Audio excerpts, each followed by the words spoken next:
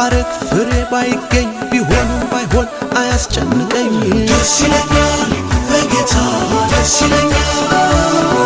አይናወጥም ከቶ እምነቴ የሰላም አምላክ ገብቷል ከቤቴ ደስ ይለኛል በጌታ ደስ ይለኛል